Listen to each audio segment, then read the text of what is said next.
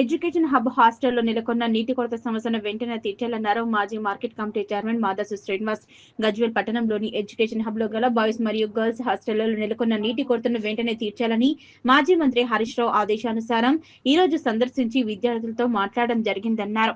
ఈ సందర్భంగా వారు మాట్లాడుతూ మాజీ ముఖ్యమంత్రి కేసీఆర్ పేద విద్యార్థులను దృష్టిలో పెట్టుకుని కార్పొరేట్ విద్యా సంస్థలను తలపించేలా మంచి భవనాలు నిర్మించి నాణ్యమైన విద్యా బోధన అందేలా అక్కడ గజ్వేల్ ని ఎడ్యుకేషన్ హబ్ గా తీర్చిదిద్దడం జరిగిందన్నారు. విద్యార్థులకు ఎటువంటి సమస్యలు లేకుండా అన్ని రకాల సౌకర్యాలు గత ప్రభుత్వం సమకూర్చడం జరిగిందన్నారు. కానీ నేడు కాంగ్రెస్ ప్రభుత్వం ఏర్పడ్డాక ఇక్కడ నెలకొన్న సమస్యలను పట్టించుకునే నాదుడే కరువయ్యారని, వారు అనేక సమస్యలను ఎదుర్కొంటున్నారని విద్యార్థులు వారి దృష్టికి తీసుకొచ్చారన్నారు.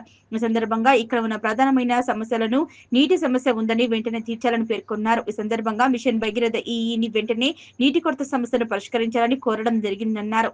అదేవిధంగా స్ట్రీట్ లైట్ సమస్య ఉండగా మున్సిపల్ కమిషనర్ తో మాట్లాడి వెంటనే చొరవ చూపాలని విజ్ఞప్తి చేశామన్నారు. నాణ్యమైన భోజనం అందేలా చూడాలని హాస్టల్ వార్డెన్స్ తో మాట్లాడడం జరిగిందని, ఏవైనా సమస్యలు ఉంటే తమ దృష్టికి తీసుకురావాలని, విద్యార్థుల సమస్యల పరిష్కారానికి ఎల్లప్పుడూ సిద్ధంగా ఉంటామని హామీ ఇచ్చారు. ఈ కార్యక్రమంలో వారి వెంట బీఆర్ఎస్ పట్టణ అధ్యక్షులు నవాజ్ బీరా, నేతలు రమేష్ గౌడ్, ఉమర్, బీఆర్ఎస్పీ మండల ప్రెసిడెంట్ పంగా మోహన్ బాబు, ఏఎంసీ మాజీ డైరెక్టర్ ప్రవీణ్, వెంకటేష్ యాదవ్ తదితరులు పాల్గొన్నారు.